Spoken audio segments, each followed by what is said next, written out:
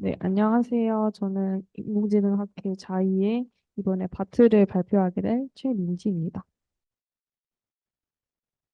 네, 발표 순서는 논문이랑 같은 순서로 진행하도록 하겠습니다. 네, 먼저 발트에 대해서 설명하기 전에 앞서서 자기 지도 방법에 대한 얘기를 할 텐데요. 셀프 슈퍼바이즈드 방법론들이 이제 NLP 태스크에서 좋은 성과를 보이는데 그중에서도 가장 성공적인 접근은 지난 시간에 저희가 발표를 들었던 벌트, BERT의 MLM, 마스크드 랭귀지 모델의 변형이다라는 시작 말로 논문이 시작이 됩니다. 그러나 이런 MLM의 변형 방법들은 어떻게 해서 특정 엔드 태스크의 형태에 집중을 해서 어떻게 뭐 파인 튜닝을 한다든지 하는 과정 때문에 여러 가지 분야에 대해서 활용하기에는 활용성이 떨어지는 문제가 있었습니다. 그에 비해서 오늘 소개할 논문인 벌트는 노이즈 플렉시빌리티라는 말을 하는데요. 엔드 태스크에 집중했던 이전 모델들과는 다르게 오리지널에 어떤 변환, 어떤 노이즈를 준다고 생각을 하면 되는데 그런 변환을 적용을 해서 프리 트레이닝을 하고 파인 튜닝하는 생성 모델에 특화된 모델로 소개를 합니다. 노이즈 플렉시빌리티에 대해서는 나중에 설명드리고 먼저 이 구조를 보면 알 수 있겠지만 이 바트라는 모델은 시퀀스 투 시퀀스 기반의 어떤 모델입니다. 그리고 프리 트레이닝을 할 때 디노이징이라는 것을 통해서 프리 트레이닝을 이루어지는 오토 인코더 모델이다라고 생각을 하면서 설명을 들어주시면 되겠습니다. 여기서 디노이징 오브젝티브라고 한다면 어떤 원본의 뭐 문장이 될 수도 있고 이미지가 될 수도 있는데 오늘 소개드릴 논문은 NLP 계열이기 때문에 문장이겠죠. 이런 식으로 원본 데이터에 대해서 어떤 이런 손상을 추가합니다. 노이즈를 주던지 뭐 마스크를 끼우던지 뭐 사진 같은 경우에는 이런 식으로 손상을 시키고 그거를 다시 디노이징, 리컨스트럭트라고도 하는데 그렇게 복원을 하는 것을 학습하는 게 이 디노이징 오브젝티브라고 할 수 있습니다. 그래서 학습 과정 같은 경우에는 텍스트가 임의의 노이즈 함수로 이렇게 손상이 되고 그리고 원본 텍스트를 재구성하기 위해서 리컨스트럭트 하기 위해서 시퀀스간 모델이 학습이 된다라고 알고 계시면 되겠습니다. 그럼 아까 봤던 그림에서 이렇게 바이디렉셔널 인코더와 오토 리그레시브 디코더가 있는 거를 보셨을 텐데 이게 저희가 저번 주와 저저번 주에 들었던 이제 벌트 GPT의 모델이라고 아마 다들 알고 계실 겁니다. 그래서 이 첫 번째 인코더 같은 경우에 양방향으로 학습이 되는 바이디렉션 인코더를 가지고 있었던 게 이 버트라는 모델이었고 오토 리그레시브 디코더를 가지고 있었던 게 GPT라고 다들 알고 계실 거라고 생각합니다. 그래서 이 벌트 같은 경우에는 트랜스포머의 인코더를 가져와서 학습을 하는 모델이었어요. 이게 이제 양방향으로 학습되는 모델이었고 가장 핵심적인 기술이 마스크드 랭귀지 모델, 이 MLM 기법을 사용을 해서 그 마스크 토큰이 어떤 토큰인지를 예측을 해서 우리가 문장을 생성할 때 이제 NSP, 다음 문장이 다음 단어 그런 게 어떤 게 나오는지 그런 예측을 학습하는 그런 과정을 수행하는 모델이 벌트였습니다. 반면 GPT는 트랜스포머의 디코더만을 사용을 했었는데 여기서 오토 리그레시브라고 말이 나온 거는 이제 우리가 문장을 받아서 어떤 생성되는 문장의 길이 제한 없이 이렇게 쭉 생성이 되는 그런 모델이었어요. 그래서 어떤 다음 토큰을 예측해서 제너레이션에 사용이 가능합니다. 하지만 벌트 같은 경우에는 우리가 마스크 토큰을 예측하는 데 사용하는 모델이기 때문에 제너레이션 태스크에서 사용이 어렵다는 한계점이 있었고요. GPT 같은 경우에는 바이 디렉셔널한 정보를 받지 못하고 이제 디코더만 사용하기 때문에 레프트 투 라이트로만 이렇게 데이터를 받아왔기 때문에 바이 디렉셔널하게 정보를 받지 못한다는 한계점이 있었습니다. 그래서 벌트는 이 두 개를 인코더, 딘코더 구조를 사용을 합니다. 그래서 이런 구조를 갖게 되는데요. 그냥 간략하게 말씀을 드리면 지금 보이는 것처럼 이렇게 입력을 각각 인코더와 디코더에 주고 어떤 마스크를 거친 다음에 인베딩 돼서 인코더를 거치고 그게 디코더를 넣어서 전달이 되는 이런 구조를 가지게 되는 게 바트입니다. 이제 벌트가 그냥 단순히 이 두 개를 붙여놓은 게 아니라 벌트와 GPT와 조금 차이점을 설명을 해보자면은 디코더의 이 각 레이어에 대해서 우리가 트랜스포머에서 그 디코더가 트레이닝하는 과정처럼 최종 히든 레이어에 대해서 이 인코더와 크로스 어텐션을 수행하는 과정이 있고요. 이 버츠 같은 경우에는 단어 예측하기 전에 이제 예측을 위한 피드포워드 뉴럴 네트워크가 있었다면 바트에서는 그것을 사용하지 않습니다. 그리고 논문에 따르면 동일한 크기의 벌트 모델보다 약 10%더 많은 매개 번수를 포함한다고 설명이 되고 있습니다.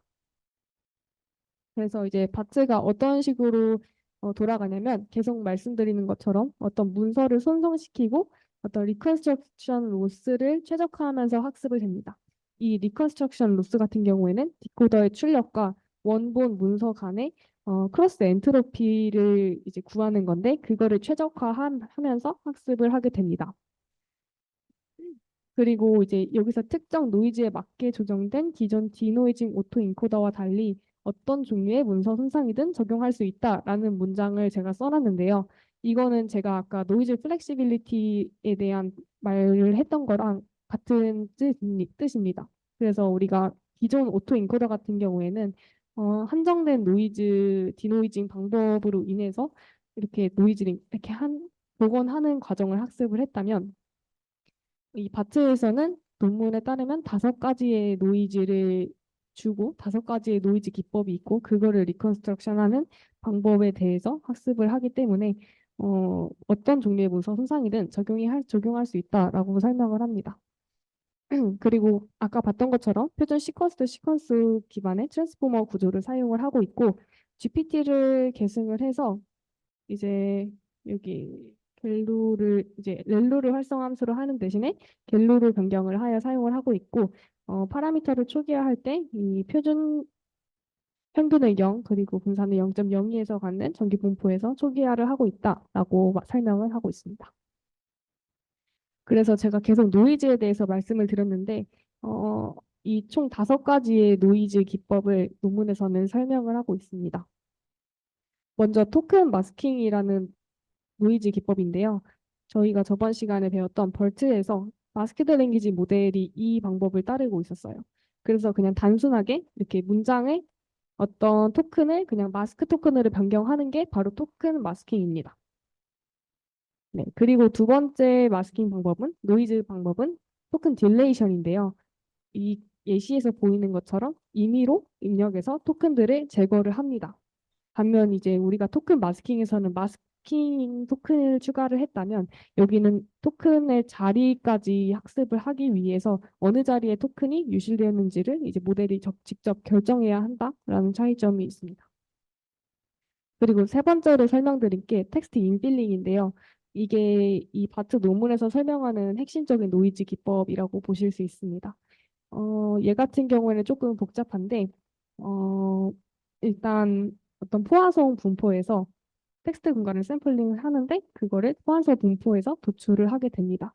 그래서 그 구간은 단일 마스크 토큰으로 대체를 하는데 이때 그냥 예시에서 보시는 것처럼 어떤 우리가 길이가 0인 구간, 예를 들어 안녕하세요 다음에는 0인 구간인데 이런 부분에도 마스크 토큰으로 대체를 한다든지 아니면은 길이가 예를 들어서 지금 포화성 분포가 3에서 도출을 했다라고 한다면 0부터 뭐 6 정도의 그 구간에서 어떤 마스크 토큰을 대체를 할 수 있는 거면 여기 같은 경우에는 아침과 입니다가 다른 토큰이었다면 이제 두 개의 길이 구간에 마스크 토큰으로 대체된 것이고 여기 대시길 같은 경우도 그냥 하나의 마스크 토큰으로 대체되는데 핵심적인 거는 두 개든 하나든 단일 마스크 토큰으로 이렇게 대체가 된다는 점입니다. 그래서 이 모델 같은 경우에는 얼마나 많은 토큰이 한 구간에서 손실을 되었는지를 직접 모델이 학습을 하는 그런 노이즈 태스크가 되겠습니다. 그리고 네 번째는 센텐스 퍼뮤테이션인데요. 이거는 어떤 이런 다양한 문장이 들어있는 문서를 마침표 기준으로 분리를 해서 그 문장을 랜덤으로 섞는 노이즈 방법입니다.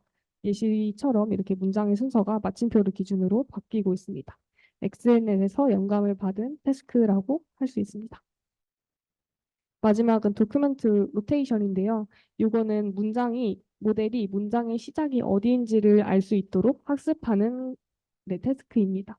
예시를 보는 것처럼 여기 입니다가 먼저 나오고 이런 식으로 토큰의 순서가 한 문장에서 바뀌는 것을 확인할 수 있습니다. 네, 그래서 이제 모델이 문장의 시작점을 찾는 것을 훈련하는 태스크라고 볼 수 있겠습니다. 네, 이렇게 5가지의 노이즈를 통해서 이제 모델이 학습을 진행을 하는데요.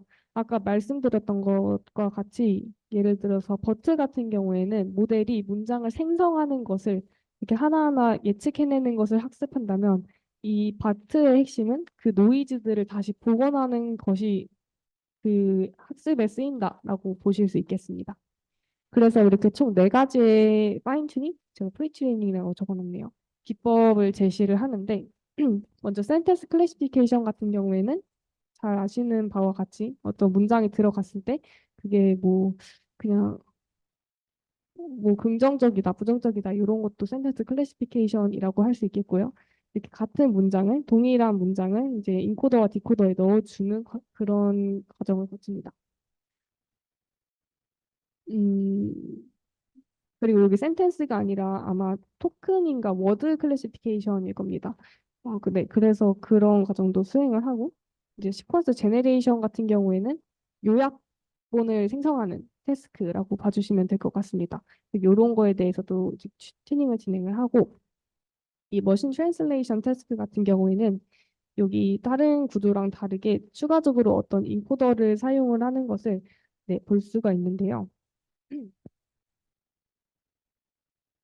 잠시만요.